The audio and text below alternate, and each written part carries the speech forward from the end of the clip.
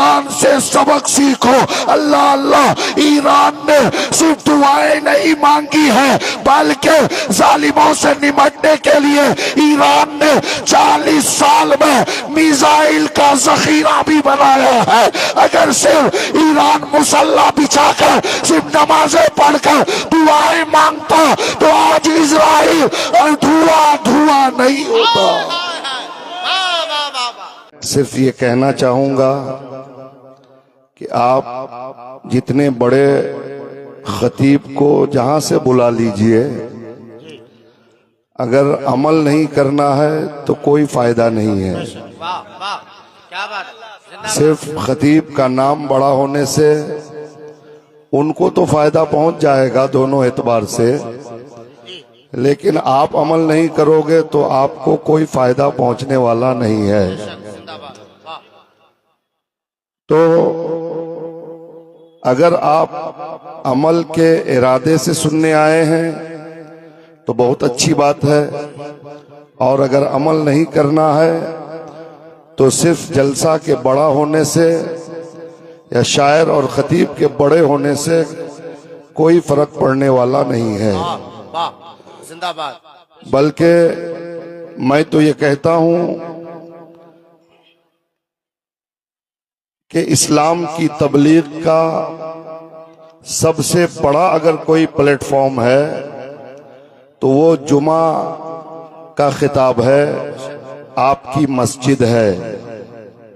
جمعہ کی تقریر 20 منٹ کی اگر آپ نے صحیح طور پر سن کر عمل کر لیا تو اس سے بڑی تبلیغ اور انقلاب کی اس سے اچھی جگہ اور کوئی نہیں ہو سکتی۔ لیکن شرط یہ ہے کہ چاہے امام کی تقریر ہو یا مشہور خطیب کی، سننا عمل کرنے کے ارادے سے ہے، تبھی جا کر زندگی میں انقلاب آئے گا۔ تھوڑی دیر چونکہ جلسے کا شیڈول جو ہے وہ یوں ہے کہ میرے بعد فوراً سرکار بابو حضور اور مفتی محفل اشرف صاحب کی تشریف آوری ہوگی، اور اسی درمیان سید امین القادری صاحب بھی تشریف لائیں گے۔ یقیناً آپ کو بہت لمبا انتظار نہیں کرنا پڑے گا، آپ تھوڑی دیر میری چند باتیں آپ سنیں، سننے سے زیادہ عمل کرنے کی کوشش کریں، اور دل پہ ان باتوں کو جگہ دیں۔ حالات اور زمانے کے اعتبار سے میری تھوڑی دیر کی گفتگو آپ کے سامنے ہوگی، اور میں چاہتا ہوں کہ آپ اس گفتگو کو اپنے لیے نمونہ عمل بنانے کی کوشش کریں۔ اقبال نے کہا کہ نشاں یہی ہے زمانے میں زندہ قوموں کا، نشاں یہی ہے زمانے میں زندہ قوموں کا کہ صبح و شام بدلتی ہے ان کی تقدیریں۔ اگر آپ کی تقدیر نہیں بدلتی ہے تو اقبال کی زبان میں آپ مردہ ہیں، زندہ نہیں ہیں۔ نشاں یہی ہے زمانے میں زندہ قوموں کا کہ صبح و شام بدلتی ہے ان کی تقدیریں، اور قلندرانہ ادائیں سکندرانہ جلال۔ قلندر کہتے ہیں ولیوں کو اور سکندر کہتے ہیں بادشاہوں کو۔ اقبال اس امت کے اندر بادشاہوں جیسی صفت بھی دیکھنا چاہتا اور فقیروں جیسا جوہر بھی دیکھنا چاہتا۔ کہتا ہے قلندرانہ ادائیں سکندرانہ جلال، یہ امتیں ہیں جہاں میں برہنہ شمشیریں، یہ امتیں ہیں جہاں میں برہنہ شمشیریں۔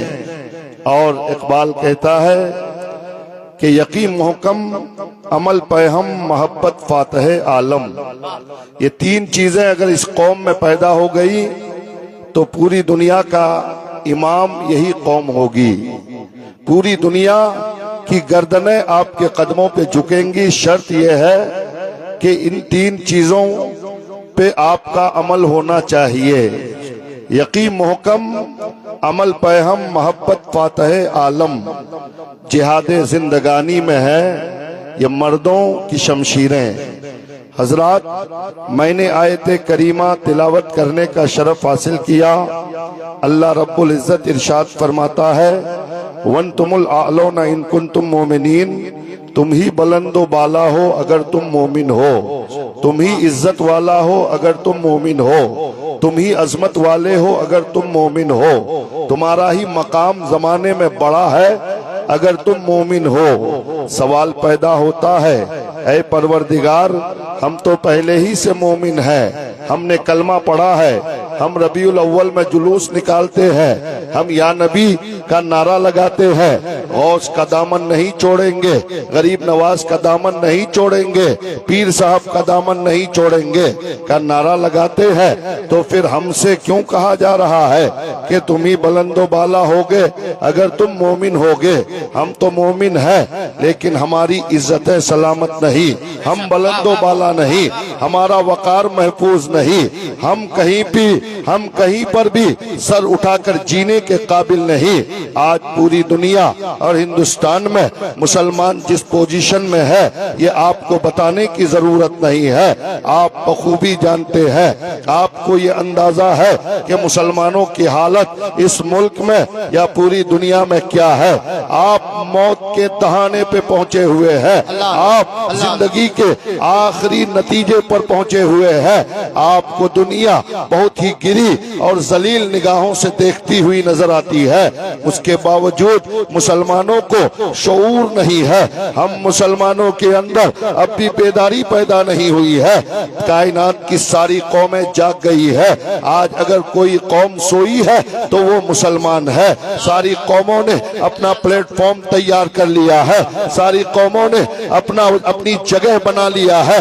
آج اگر کوئی قوم بے گھر ہے، آج اگر کسی قوم کے پاس جگہ نہیں ہے، آج اگر کوئی قوم خواب غفلت میں سوئی ہوئی ہے تو وہ قوم مسلم ہے. ہمارا طرز عمل یہ ہے کہ ہم صبح کو اٹھتے ہیں اور شام کو کھا پی کر سو جاتے ہیں. ہمیں فیوچر کا کوئی پلان ہمارے پاس نہیں، ہمارے پاس کوئی ٹارگیٹ نہیں ہے، ہمارے پاس کوئی لائحہ عمل نہیں ہے کہ ہمیں کل کیا کرنا ہے، آنے والی نسلوں کے لیے کیا کرنا ہے. ہاں، اگر ہمارے پاس ٹارگیٹ ہے تو صرف یہ ہے کہ ہماری زمین کیسے بڑھے گی، ہمارا مکان کیسے بنے گا، ہمارا 2 منزلہ کیسے ہوگا، دکانوں کی تعداد کیسے بڑھے گی.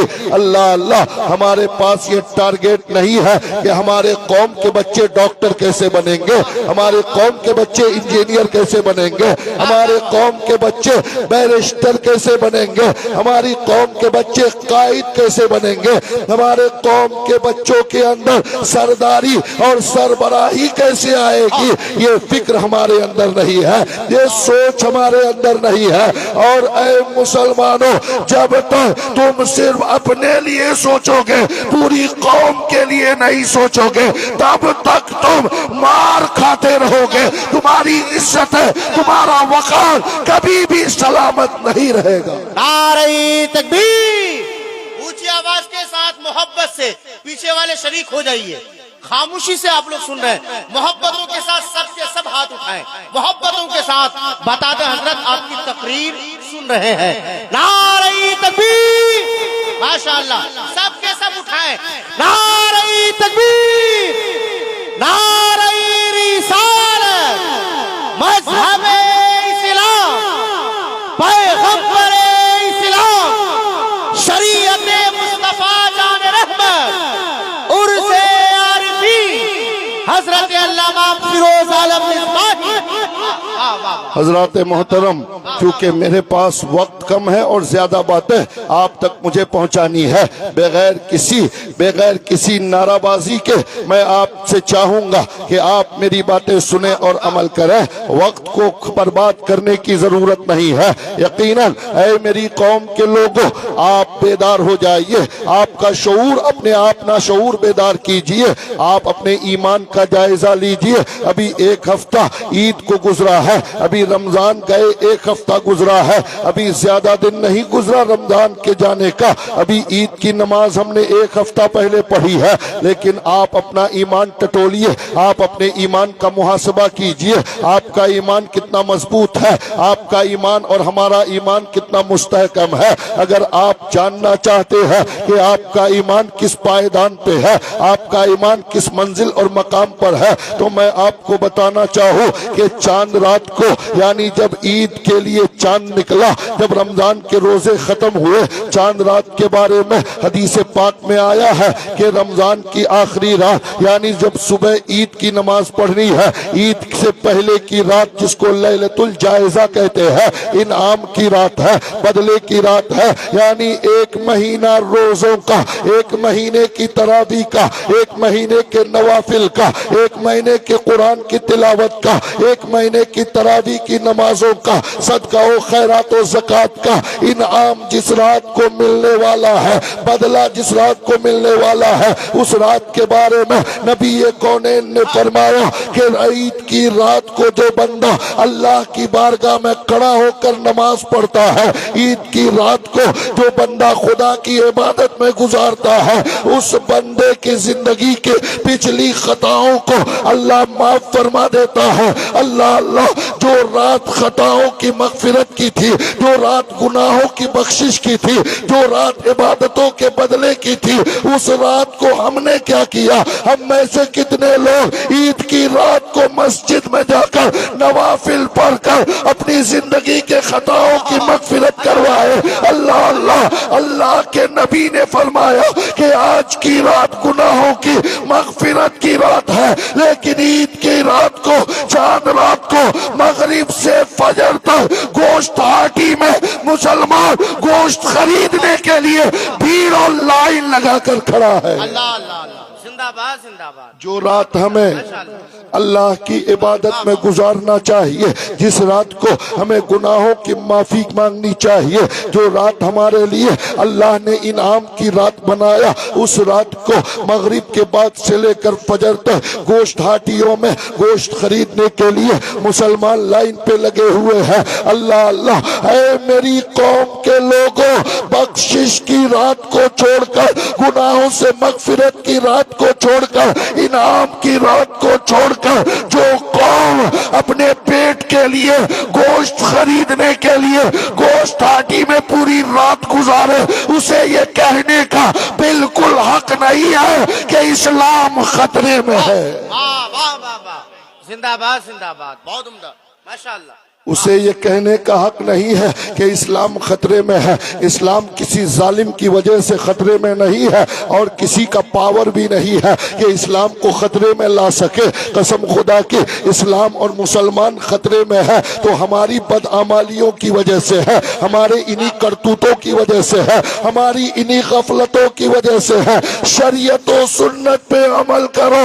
میں دعوے کے ساتھ کہتا ہوں، کائنات کی سب سے اچھی قوم اگر کوئی ہوگی تو وہ مسلمان قوم ہوگی۔ بے شک، زندہ باد زندہ باد، واہ واہ۔ لیکن اس کے لیے شرط یہ ہے کہ آپ سیرت مصطفیٰ پر عمل کیجئے، سنت رسول پر عمل کیجئے۔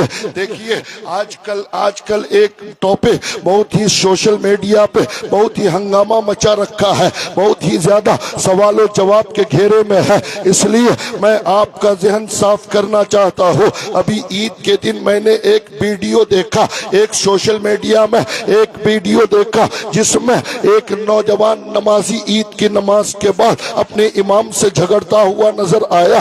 کیوں؟ کس بات پر؟ صرف اس بات پر کہ اس نے امام سے کہا تھا کہ آپ ایران کے لیے دعا کیجئے، لیکن امام صاحب نے دعا نہیں کیا، ایران کا تذکرہ اپنے خطاب میں نہیں کیا، تو وہ مقتدی ناراض ہو گیا کہ ابھی ان حالات میں بھی آپ نے دعا کیوں نہیں کیا۔ حضرات محترم، بڑا کشمکش کا مسئلہ ہے، بڑا گو مگو کا مسئلہ ہے۔ کچھ چنانچہ اس لیے کہ ایران کے لوگوں کا عقیدہ ہمارے عقیدے سے الگ ہے، وہ شیعہ عقیدے کے لوگ ہیں، لیکن نبی کی امت کا دعوے دار ہے، مصطفیٰ کی امت ہونے کا دعویٰ کرتی ہے، خود کو مسلمان کہلاتی ہے اور دنیا بھی مسلمان سمجھتی ہے۔ تو اب سمجھنا یہ ہے کیا ہم ایران کے سپورٹ میں کھڑے ہو سکتے ہیں کہ نہیں؟ ہم ایران کے لوگوں کے لیے ہمارا دعا کرنا کیسا ہے، ہم کر سکتے ہیں کہ نہیں؟ تو علماء اور عوام سب سے کے ذہن پہ میں یہ بات ڈالنا چاہتا ہوں کہ یقیناً بنام مسلم ایران کے لیے کھڑا ہونا، ان کے سپورٹ میں آنا، ان کے لیے دعائیں کرنا یقیناً صحیح ہے، اور دنیا کے ہر مسلمان کو ایران کے حق میں کھڑا ہونا بھی چاہیے۔ زندہ باد زندہ باد، ماشاءاللہ۔ حضرات محترم، ایران، اسرائیل اور امریکہ کی لڑائی چالو ہے، کون جیتے گا کون ہارے گا وقت سے پہلے کہا نہیں جا سکتا، لیکن میرا وجدان یہ کہتا ہے کہ نفسیاتی طور پر اسرائیل اور امریکہ ہار چکا ہے، اگرچہ وہ اپنی ہار کو قبول نہیں کرنا چاہتا ہے۔ اس کی وجہ کیا ہے کہ ایک بکری کا بچہ اور دو شیروں سے مقابلہ کر رہا ہے، اگرچہ دونوں شیر مل کر بکری کے بچے کو کھا جائیں، لیکن اگر وہ بکری کا بچہ دونوں شیروں کو 1 گھنٹہ اپنی خوراک بنانے میں کامیاب ہو گیا، یعنی اپنے آپ کو بچانے میں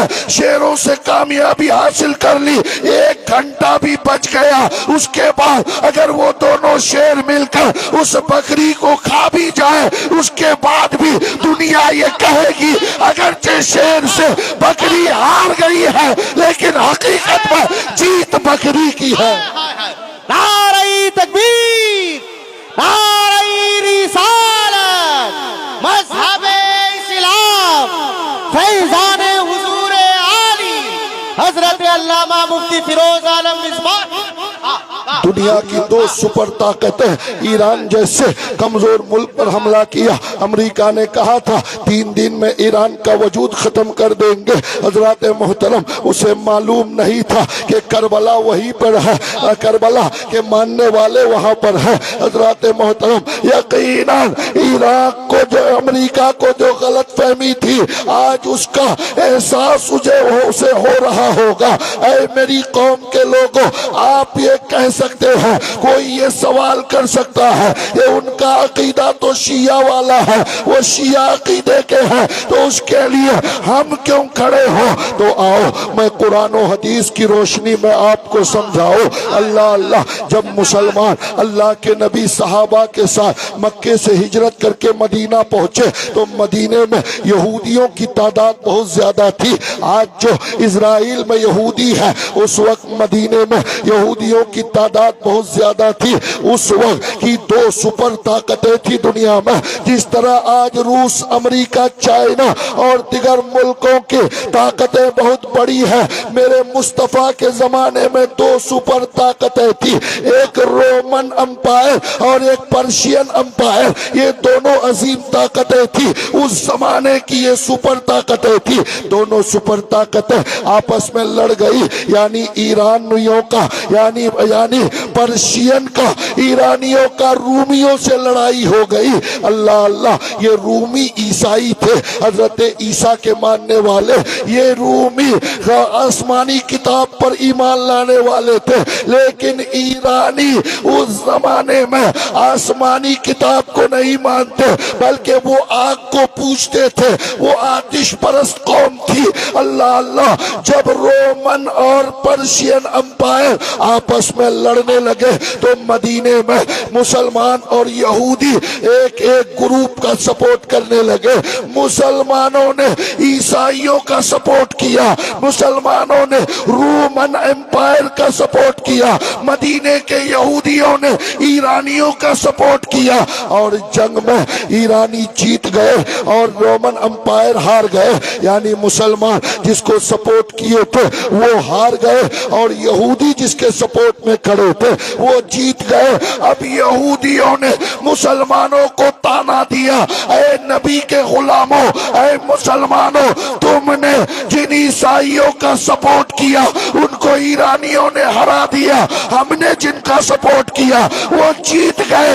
جب مسلمانوں کو مدینے کے یہودی تانا دینے لگے تو اللہ نے سورہ روم نازل فرمایا, اور اس میں اللہ نے فرمایا کہ ان قریب رومی ایرانیوں پر فتح پائیں گے.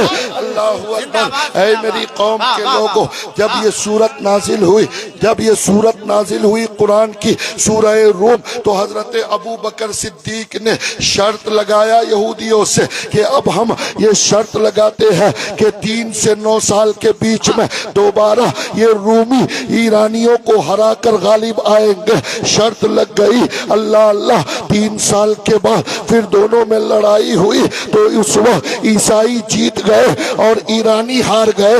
میں صرف بتانا یہ چاہتا ہوں کہ دیکھو آج تو ایرانی کلمہ پڑھتے ہیں, آج ان کا یہ دعویٰ ہے کہ ہم رسول اللہ کی امت ہے. اللہ اس کے باوجود اگر آپ کو یہ دھکا محسوس ہو رہا ہے, جھجک محسوس ہو رہی ہے کہ ہم ایرانیوں کا سپورٹ کیسے کریں, ارے صحابہ نے, حضرت ابو بکر صدیق نے عیسائیوں کافروں کا سپورٹ کیا تھا, جس سے یہ پتہ چلتا ہے. اور کیوں کیا تھا؟ اس لیے کہ عیسائی اہل کتاب تھے اور ایرانی اس زمانے میں آتش پرست تھے. اس لیے جن کا کفر کم تھا ابو بکر صدیق نے, صحابہ نے ان کا سپورٹ کر کے یہ بتا دیا کہ امت ہونے کے ناطے, مسلمان ہونے کے ناطے یقیناً ایرانیوں کا سپورٹ یہ صحابہ کا طرز عمل ہے. زندہ باد اللہ اکبر یا رسول اللہ. زندہ باد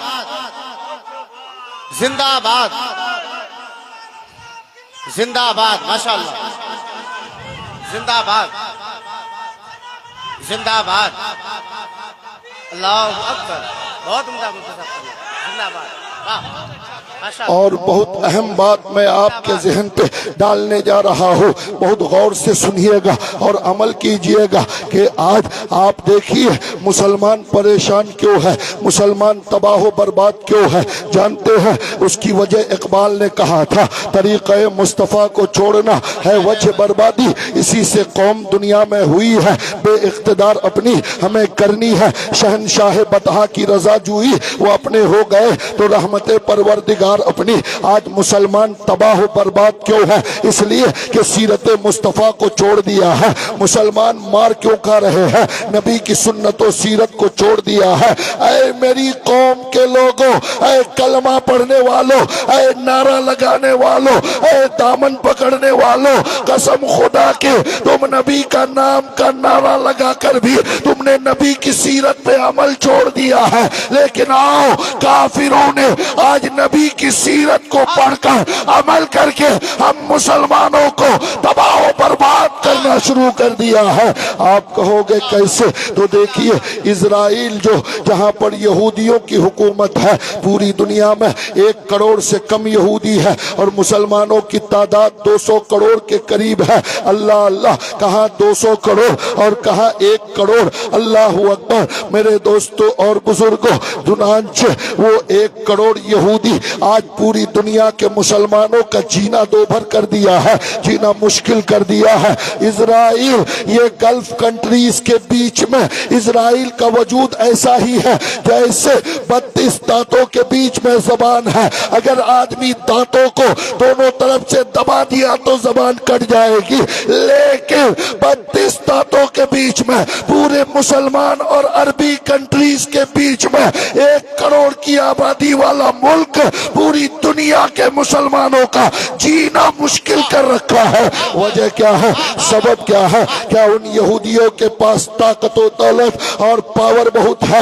نہیں میرے دوستوں اور بزرگوں, آپ دیکھیے لڑائی ایران اور اسرائیل اور امریکہ میں ہو رہی ہے اور بھارت کا انسان, بھارت کے لوگ لائن پہ کھڑے ہیں. اللہ خدا نے مسلمان ملکوں کو وہ دولت دیا ہے کہ تمہارے گھر کا چولہا بھی اگر جلے گا تو وہ مسلمان ملکوں کے گیس کے بغیر نہیں چلے گا. تمہاری گاڑی چلے گی تو مسلمان ملکوں سے آیا ہوا پیٹرول کے بغیر دنیا کا چکا جام ہو جائے گا. نعرہ تکبیر، نعرہ رسالت، مذہب اسلام، تعلیمات مصطفیٰ جان رحمت، عرس عارفین.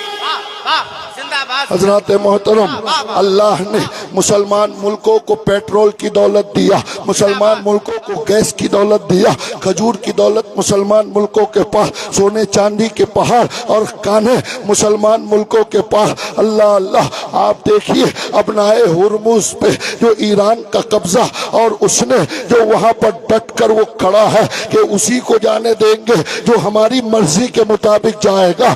ایک بہت بڑے سیاسی مورخ اور مفکر نے کہا تھا بہت پہلے، آج سے تقریباً 60-70 سال پہلے، ایک سیاسی قائد کا ایک جملہ تھا کہ ابنائے ہرمز پہ جس کا قبضہ ہوگا پوری دنیا کا ڈون وہی ہوگا. زندہ باد، زندہ اور باد. آج ابنائے ہرمز پہ ایران کا قبضہ ہے. حضرات محترم، اس کی اجازت کے بغیر سمندر کے اس راستے سے کوئی گزر نہیں سکتا ہے. اللہ اللہ، اے میری قوم کے لوگوں، میں آپ کو بتانا یہ چاہتا ہوں کہ یقیناً آج اسرائیل مسلمانوں کا جینا مشکل کیا ہے. کیسے؟ بہت پتے کی بات ہے، آپ بہت غور سے سنیے گا اور عمل کیجئے گا. اس وقت کا جو اسرائیل کا دیکھتا ہوں کہ آپ کے بجٹ کا آدھا حصہ سارے کاموں پہ ہے، لیکن آدھا حصہ اکیلا صرف ڈیفنس سسٹم کے لیے آپ رکھتے ہیں. اللہ اللہ، یعنی ہر ملک کا بجٹ تیار ہوتا ہے. ہمارے ملک میں بھی سال میں ایک مرتبہ بجٹ تیار ہوتا ہے، پارلیمنٹ میں پیش ہوتا ہے. سڑک کا بجٹ اتنا ہے، ہیلتھ کا بجٹ اتنا ہے، ایجوکیشن کا بجٹ اتنا ہے، گھر کا بجٹ اتنا ہے. یعنی ہر وباگ کے لیے الگ الگ بجٹ حکومتیں تیار کرتی ہے. اس میں سے ایک بجٹ فوجیوں کے لیے، ہتھیار کے لیے اور ڈیفنس سسٹم کے لیے بھی ہوتا ہے. پوری دنیا میں سب سے بڑا بجٹ ڈیفنس کے لیے اگر کوئی ملک تیار کرتی ہے تو وہ یہودیوں اسرائیل ہے، جو اپنے ملک میں سب سے لمبا اور بڑا بجٹ ڈیفنس سسٹم کے لیے رکھتا ہے. اللہ اللہ، اس پترکار نے کہا، اس اینکر اور رپورٹر نے پوچھا آخر وجہ کیا ہے؟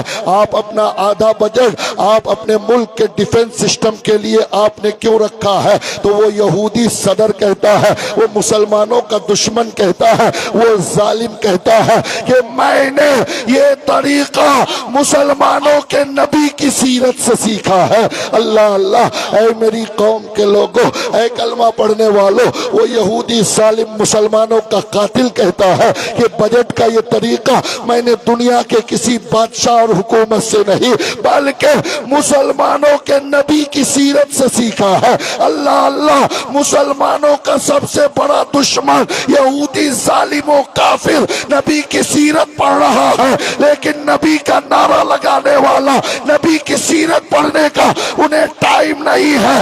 IPL دیکھنے کا وقت ہے، بینک کھیلنے کا وقت ہے، PUBG کھیلنے کا وقت ہے، باپ کو گالیاں دینے کا وقت ہے، بیوی کے ساتھ جھگڑا کرنے کا وقت ہے، تماشا کرنے کا وقت ہے، لیکن کلمہ پڑھنے والے کو نبی کی سیرت پڑھنے کا وقت نہیں ہے.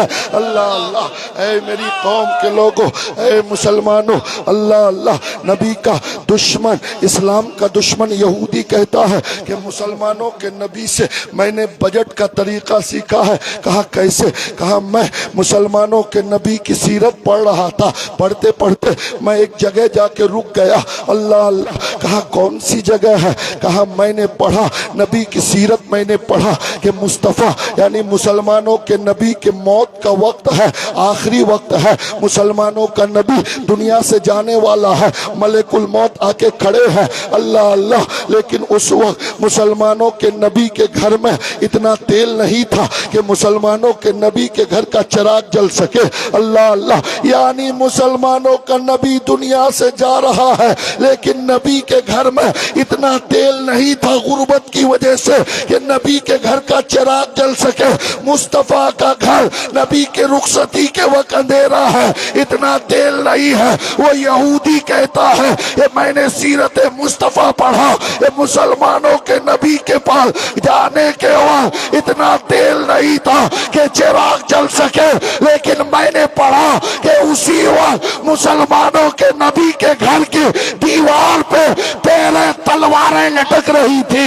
میں نے سیرت مصطفیٰ سے یہ سیکھا, پیٹ میں اناج نہ جائے کوئی بات نہیں, گھر میں اندھیرا ہو چلے گا, لیکن ملک بچانے کے لیے ہتھیار ہونا چاہیے.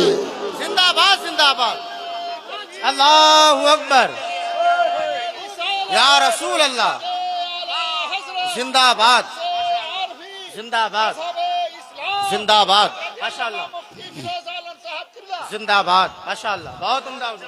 گھر میں کھانے کا بجٹ کم ہو چلے گا, کپڑا نہ ہو چلے گا, بچوں کے لیے خوراک نہ ہو چلے گا, دوا نہ ہو چلے گا, لیکن ملک بچانا ہے تو آپ کو ہتھیار چاہیے. نبی کے گھر میں نبی کے جانے کے وقت چراغ میں تیل نہیں ہے, لیکن نبی کے گھر کی دیوار پہ 13 تلواریں لٹک رہی ہے. اللہ اللہ, اس ظالم یہودی نے کہا کہ نبی کی سیرت سے میں نے سیکھا اور اپنے ملک کا سب سے بڑا بجٹ میں نے ڈیفنس سسٹم کے لیے رکھا, اسی لیے پوری دنیا کے مسلمانوں کو میں جھکاتا ہوا نظر آ رہا ہوں. زندہ باد, واہ واہ.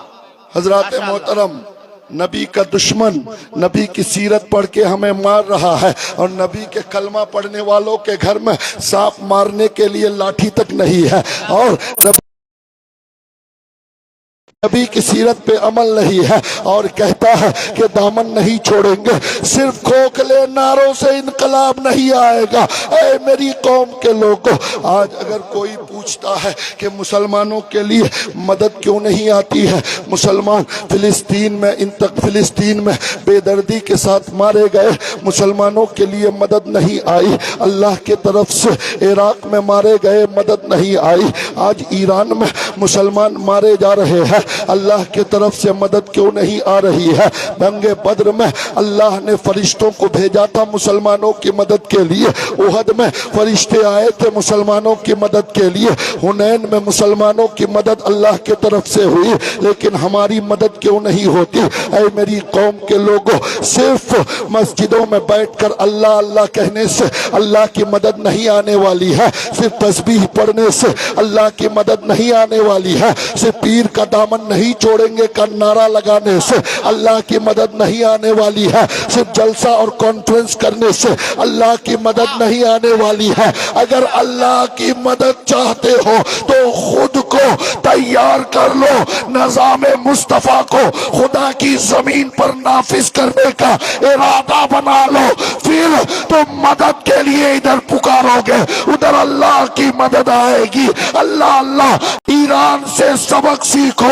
اللہ اللہ, ایران نے صرف دعائیں نہیں مانگی ہیں بلکہ ظالموں سے نمٹنے کے لیے ایران نے 40 سال میں میزائل کا ذخیرہ بھی بنایا ہے. اگر صرف ایران مسلح بچھا کر صرف نمازیں پڑھ کر دعائیں مانگتا تو آج اسرائیل اور دھواں نہیں ہوتا. اللہ اکبر, یا رسول اللہ, زندہ باد زندہ باد, ماشاءاللہ, اور ایران سے سبق سیکھیے. پوری دنیا کا مسلمان ایران سے سیکھے کہ 40 سال تک خامنئی نے کیا کیا, 40 سال تک خاموشی سے اپنے ملک کے 80% نوجوانوں کو تعلیم یافتہ کر دیا. اللہ اللہ, کسی قوم کی ترقی تبھی ممکن ہے جب ان کے اس قوم کے لوگ تعلیم یافتہ ہو. اے میری قوم کے لوگوں, ایرانیوں کے بچے میں تعلیم ہے, ایرانیوں کا نوجوان مرد ہو یا عورت، اسے سائنس اور ٹیکنالوجی کی تعلیم اس قدر دلا دی گئی ہے، اللہ اللہ، صرف آدھے گھنٹے میں ایران میزائل بنا کر اڑا دیتا ہے۔ اس کا مطلب یہ ہے کہ صرف بد دعا کرنے سے کافر ہلاک نہیں ہوگا۔ اگر آپ ظالموں سے لڑنا چاہتے ہو تو دعائیں بعد میں کرنا، پہلے عمل کے اعتبار سے مضبوط بن جاؤ، سبحان اللہ، سبحان اللہ۔ ورنہ کروڑوں مسلمان روز دعا کرتے ہیں فلسطین ختم ہو، اسرائیل ختم ہو جائے، لیکن کیا ختم ہو گیا؟ اللہ اللہ۔ افسوس تو یہ ہے کہ جن اسرائیلیوں کے لیے، جن یہودیوں کے لیے ہم دعا کرتے ہیں، اور تعجب کی بات یہ ہے کہ یہ مائک سسٹم جس پہ ہم انہیں گالیاں دیتے ہیں، ان کے لیے بد دعا کرتے ہیں، اس کا بنانے والا بھی وہی ہے۔ اللہ اللہ، کتنے افسوس کی بات ہے، اسی کی بنائی ہوئی مشین پہ اسی کے لیے بد دعا کرتے ہیں۔ کمال تو تب ہوتا جب ہمارا بیٹا سائنسداں بن کر ہمارے بد دعا کرنے یا دعا کرنے کے لیے مائک بناتا، لیکن اسی کے بنائے ہوئے مائک اور مشین پہ اسی کے لیے بد دعا کر رہے ہیں۔ قسم خدا کی بد دعا کرنے کی ضرورت نہیں ہے، اس نے جو سامان بنایا ہے تم اپنے بچوں کو تعلیم دے کر اس سے اچھا سامان دنیا کے سامنے لا کر کھڑا کر دو، یہی سب سے بڑی بد دعا ہے۔ زندہ باد، واہ واہ واہ واہ واہ واہ واہ، زندہ باد۔ صرف بد دعاؤں سے انقلاب نہیں آتا، صرف دعاؤں سے انقلاب نہیں آتا۔ اگر دعاؤں سے ہی میدان جیت لیا جاتا تو امام حسین سے بڑی دعا کس کی تھی؟ امام حسین مدینے میں بیٹھ کر دعا کرتے، سارے یزیدی ختم ہو جاتے۔ جس حسین کے لیے جنت سے کھانا آتا ہے، جو حسین روتا ہے تو حضرت جبریل حضرت حسین کا دل بہلانے کے لیے، دل رکھنے کے لیے تشریف لاتے ہیں۔ جنگل کی ہرنی جنہیں اپنا بچہ پیش کر دیتی ہے،